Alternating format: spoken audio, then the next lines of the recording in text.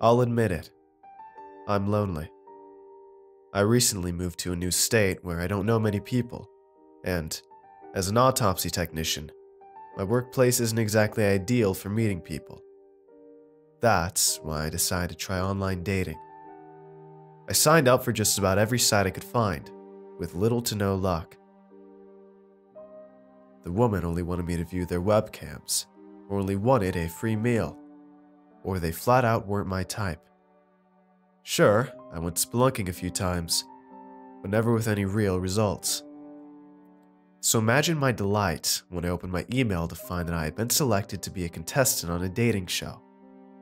It was called Forever Yours. I'd never heard of it, but I assumed it was a new show. Anyway, I figured what's the harm? At least this way, I know they're real women and not porn bots. I eagerly filled out my application and promptly received a response giving me a tape date. I was thrilled. My mind was racing as I tried to fall asleep that night, imagining all the possible wonderful outcomes. I could have a chance of meeting my future wife. It took a few hours to fall asleep because of my excitement, but I finally managed to pass out at around 3 a.m. I woke up feeling groggy and thirsty. I went to get a glass of water, but couldn't move. Panicking, I thrashed harder in vain, terrified that I'd somehow become paralyzed. When I looked down to see if I could wiggle my toes, I realized that I was strapped to a chair. I looked around wildly and saw two other people arranged the same way, the fear in their eyes reflecting my own. My screams echoed the others. "Help! Let me go! Why are you doing this?" We quickly got a response. Strobe lights started sweeping across the stage as tinny game show music played. A mangled voice boomed. "Welcome to Forever Yours. I'm your host, Flap Jackson. Are you ready to play?" The sounds of an audience cheering joined the din. The strobe lights cut out and bright overhead lights switched on. As they came on, what I think was a man came out.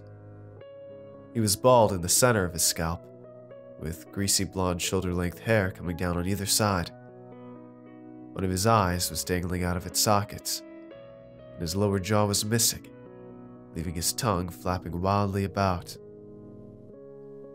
The three of us visibly cringed and shrank back into our chairs as we observed this creature. The loose eye alone caused bile to rise up in my throat.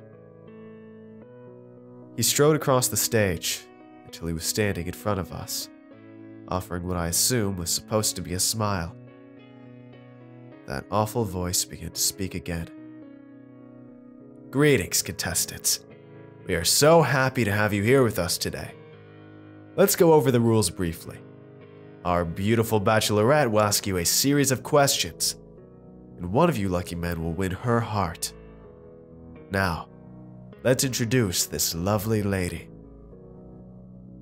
A bright light shone over a terrified-looking woman in a chair on the opposite side of the stage. She looked as though she'd been crying, and was just as confused as we were. Flap announced, "This is Kasha, a 27-year-old woman from Brighton Beach. She runs an Adidas store and is looking for love, just like you three. She has been given a stack of cards to read off, and the one who answers correctly wins." "Okay, Kasha, let's begin. Select a card, please." She nervously bit her lip and looked around frantically, seeking an escape. Flap did not appreciate this delay. He quickly walked over to her, his bad eyeball jiggling around, and said with an artificial cheerfulness in his voice, "Kasha, I said let's begin." She gulped and accepted her fate. In a quivering voice, she stuttered, "Bachelor number 1, Mike. If you had to be one animal, what would it be?" Mike looked confused and slightly relieved. We were all expecting a much creepier scenario. He said, I guess a tiger? Flap clapped delightedly. Great answer! Well, Mike, you're in luck because today we can make that dream come true. Mike's confusion quickly changed to terror as Flap brought out a cart carrying a poker and a cauldron with some type of boiling liquid metal in it. Mike began to scream and plead for mercy. Flap ignored his cries, removed Mike's shirt, and heated up the poker and began to strike Mike repeatedly with it. His screams of pain sounded like nothing I'd ever heard, and felt like they lasted forever. When Flap finally stopped, Mike had angry red tiger-like stripes. Kasha was openly weeping. Mike's howls of pain had turned to whimpers, and the other contestant and I were absolutely petrified. Flap was the only happy one. After a brief sound of an audience cheering, he said, Okay, Kasha, please ask Bachelor number 2 the next question. Shaking like Michael J. Fox off his meds, she picked up the next card. Bachelor number 2, David, same question. I could see the tears already welling up in his eyes, trying to think of a safe answer. He sputtered. Elephant? Flap seemed especially pleased with this answer. He hopped up and down joyfully, then went behind the stage. He soon returned with a pair of gardening shears and a suture kit. David's face blanched. What could he possibly be doing?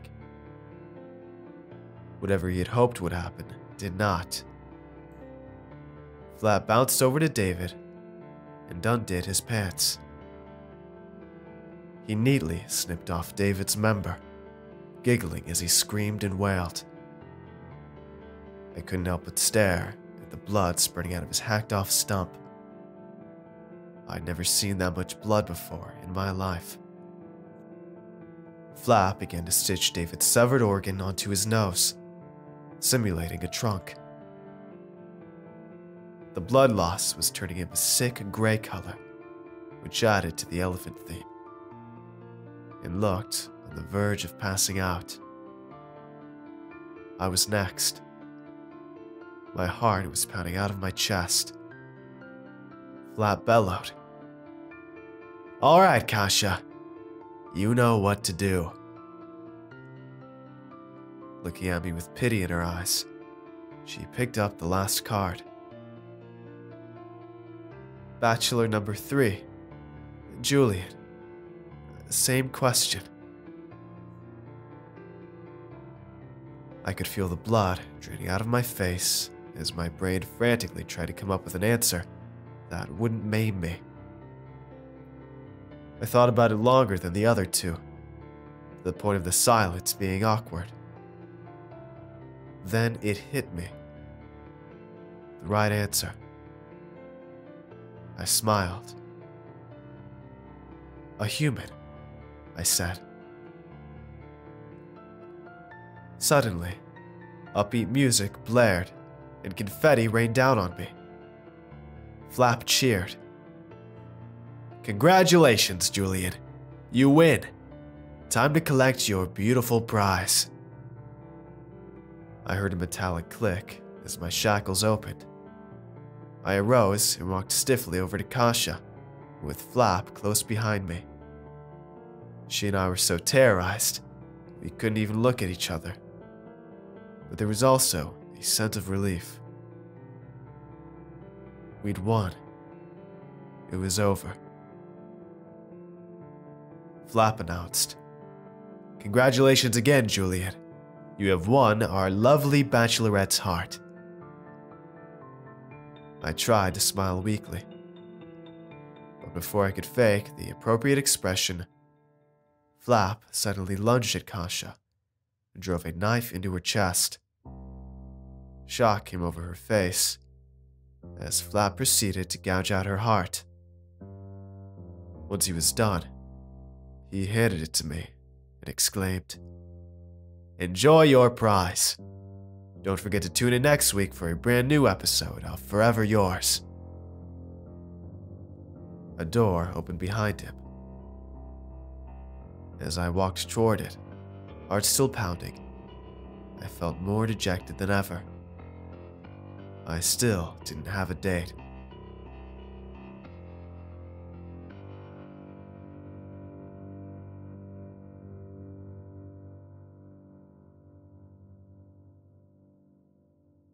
Hey everyone, I hope you enjoyed today's video. If you want to see more, let me know in the comments below, and tell me what you thought of this narration. Make sure to follow me on Twitter for updates, and if you'd like to get early videos, shoutouts, and much more, I'd appreciate it if you check out my Patreon page. It's a place where you can help support my channel while getting awesome rewards in the process, and every pledge helps out a ton, no matter the size. So if you'd like to see all the rewards I offer and consider becoming a patron, it'd mean a ton to me if you'd click the link in the description and just check it out. And don't forget to show some love to the amazingly talented authors who make these narrations possible. Have a good night, everybody. Cheers.